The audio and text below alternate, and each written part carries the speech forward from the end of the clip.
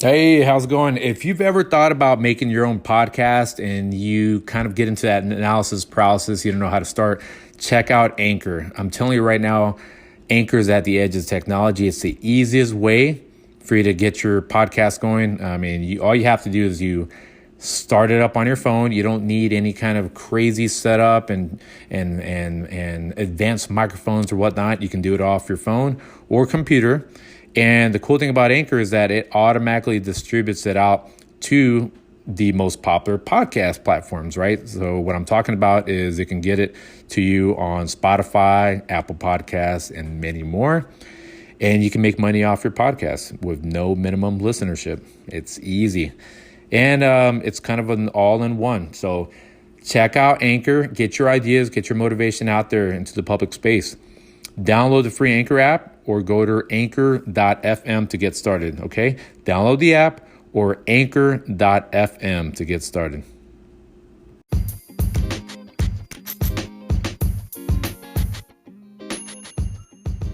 You may have noticed that I didn't upload at the 7-day mark, which has become a habit of mine. It's something that I actually pay a lot of attention to. And for a lot of bloggers, content creators, it becomes an addiction of sorts. It becomes self-imposed homework. And, I found myself being a slave to it in a very uncomfortable way. So I decided to take a step back. I looked at my analytics because, we do get monetized. And I said, I need to quit chasing the analytics and the metrics. I need to live my life a little bit. When we break down why we do this, right? Some people are motivated by money. Some people are motivated by inspiring others. Some a combination of all the above. Some as a way to just express yourself, a creative outlet, if you would say. But not to the point where you lose yourself. And I saw this happen. I've seen other YouTube videos, other podcasters that would discuss how they were getting burned out. And this was months before I even started podcasting. I'd see folks that were, had millions of subscribers doing a video that would basically entail how burned out they were getting, how they had to take a step back. Now, I was not in the right kind of place to see these videos because I thought, oh, look at these presumptuous people that are making thousands, if not millions, off of YouTube and Spotify, telling me about being burned out. And then I put myself in their shoes. Put myself in their shoes by doing this. For example, I create YouTube content, Spotify, social media. I see clients, full-time military, father, social life. I'm not in this grind mentality, but I found myself in this grind and hustle mentality to the point that it exhausted me mentally. And it actually stifled my creativity and my energy and zest for life overall. I felt like a hamster on the wheel. Like I just had to keep on chasing the metrics, like I alluded to earlier. So again, it's one of those things where it's an unhealthy habit. As much as it's glorified, right? You got folks like Gary Vee and these business hustler types that tell you, you got to go after it. And you do. You definitely do. But just like physically working out, you can only do it for so long until you injure yourself. Mentally, that means being a little bit tired. That means having writer's block. And I wanted to prevent that. And I used to be very self-aware of this because, again, I'm a coach. But we are not perfect. Not perfect at all, right? You have luminaries such as Jordan Peterson, who went through his own struggles with drugs. Again, I hesitated because they're prescribed, but he became addicted to them. And this is someone who, again, advocates self-awareness and self-improvement. We all have our moments. And what's worse is when we take up on these unhealthy habits when they're done out of pressure, especially when we force it upon ourselves. It's one thing if the boss at work is telling you, hey, you need to stay long. We need you a couple more hours or this needs to be done by this week. Okay, that's a deadline that's been imposed by the boss. I understand that. But when we impose it on ourselves, and yes, there's reward and there's external validation. We might pick up a client here and there, but at the price of what? At the price of being mentally burned out? I don't think so. It's not the right way to do it. And with that said, in this next section, I'm going to talk about what's a healthy way. What do we have to do?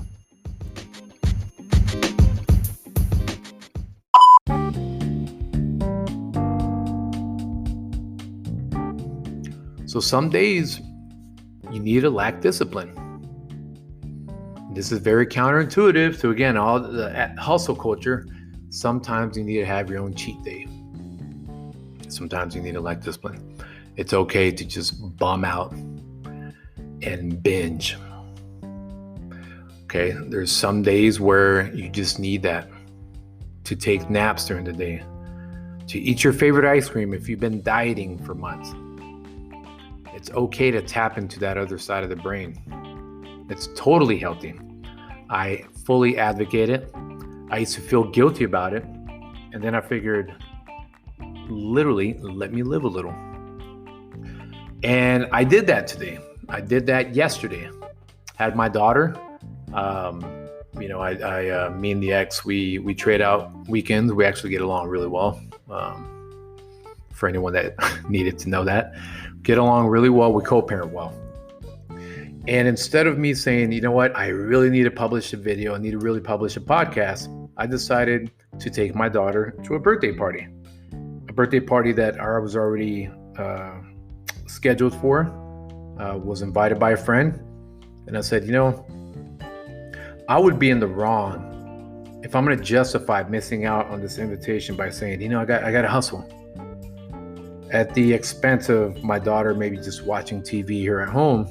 Instead, she had a great time meeting new friends at her age. And at the same time, I get out the house. I got to chit chat. I actually got to be involved with some great discussions on politics, on philosophy. And I would have missed out on that if I just stuck to this, I got to get it done mentality. Now, granted, it comes back to self-awareness. Just like in the military. Okay, there's military operations where you have to learn when to switch from the offense to the defense and vice versa. That same flexibility to just, even if you have a plan, to change it on the whim because in the end it wins out. That's the kind of self-awareness that I want. It used to be before where it was self-discipline, hit your goals, and don't worry about yourself. I needed to take care of myself. I needed to do a lot more self-care maintenance. And I advocate for that because a lot of mental health is lost when we either overwork ourselves or we underwork ourselves. The underwork part is when we have no goals, we become dull, we become, brainless in a way. We really have no spark, no fire. Overwork has almost the same symptoms. You don't feel inspired anymore. You're tired. You are cranky. You feel like it's pointless. So you can't be underworked and overworked. And some people take pride in being overworked. Again, it's a badge of honor, right? To say, "Ooh, man, I'm on my grind. How have you been lately? I've been busy," right? That's almost a go-to response. We need to balance our lives out. Balance it, meaning if you're underworked, doesn't mean your actual job or career. You may not be striving for your goals. You may need to put away that TikTok, or you need to put away your video games, or whatever you're doing, and focus on, okay, how do I get out of this rut, out of this pit that I'm in? You may not even feel depressed. You just feel lazy. And on the other side of it, how do I pull back from this hustle culture? How do I get my brain back?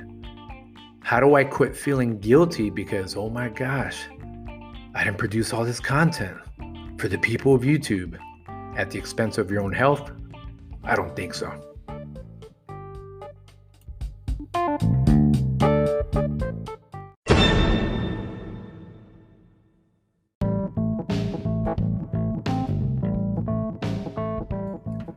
So with that said, this might be a little bit repetitive or synonymous, but you have to practice your own boundaries. Start with the person in the mirror. Look at yourself and say, okay, are we doing too much of one thing or the other? Are we doing not enough of one thing or the other? Am I spending time talking to my friends? And I was reminded of that earlier this week. I went on a 2-mile run at one of the military bases, and I snapped a picture and sent it to my buddies. I was giving them the bird while I was running, just to be humorous. Me reaching out led to, coincidentally, one of my friends, one of my college friends who was in that chat, to then have breakfast with me the next day because of the picture I snapped. And again, being able to see this person who I haven't seen for years in the flesh, right? Not virtually, not an NPC, not a non-player character. This was seeing a friend who I spent a lot of blood, sweat, and tears as a military cadet. He is there in front of me and we're having breakfast and kicking back, talking about the old times. If I would have said, you know what, I'm not going to be involved sending any pictures to this group. What's it matter? They're not paying me. They're not part of my hustle. I would have missed out on a very humane human experience. And that was a wake-up call. That was a wake-up call that I need to be a little bit more human. So, with that said, 3 years ago, when I was in hustle culture, I would have said, forget about it. And it's just not right. It's not right. It's not healthy. It's not self-awareness. So, if you're going to do this, make sure you understand that there's going to be benefits. This is especially to those small business owners, to those that are working their ass off, to those that work out all the time. There's benefit to being in touch with your human side, to have someone reach out to you and they invite you out for coffee, but you got to get your workout in. It's okay to skip the workout every now and then. That person may need your help. They might need to listen to you, or you might need to listen to them. You're not living in a cave full of devices, Netflix, and the gym. There's life out there. Let's start living. Let's practice our boundaries.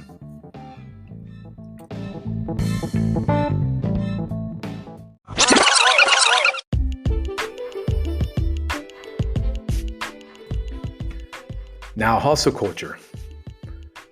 As I brought up, I started this business reading one of the pillars of hustle culture, Tim Ferriss. Ironically, wrote a book called The 4-Hour Workweek. But bottom line, it all dealt with investments and building business. And building business takes time. And after a while, I learned the rhythm of building business, marketing, the finance, the operational side of it, the hiring, the firing of contractors, employees, the public relations side of the house, et cetera, et cetera. Looking back on it though, I forgot myself. And I have no regrets, right? I don't feel like, oh man, I lost out on this experience or the other. And guess what? I'm not going to stop being an entrepreneur. Not at all. So I don't want people, especially the haters, thinking, oh man, he's having this reflective epiphany and he's dropping out. Not at all. I'm actually advocating for anyone that's listening to this to take care of yourself. Take care of yourself if you're being too lazy, and take care of yourself if you're overworking. You are your own philosopher. You are your own coach. Okay, get out there, kick your own ass to make sure that you're doing what needs to be done. So you're pulling back, living life a little bit more, or you're pulling forward and living your life a little bit more. All right.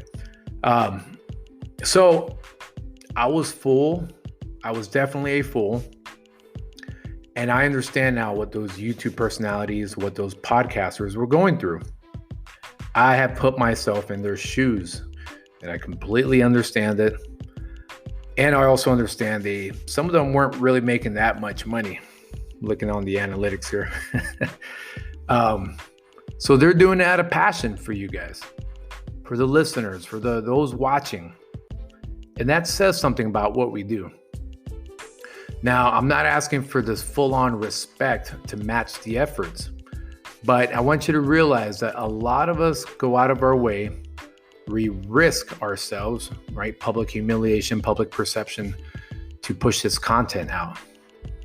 And I'm hoping you realize the value system that it takes for us to set some time away from the fun stuff, from the workouts, from talking to friends, to give you this information that hopefully can be actionable and change your life.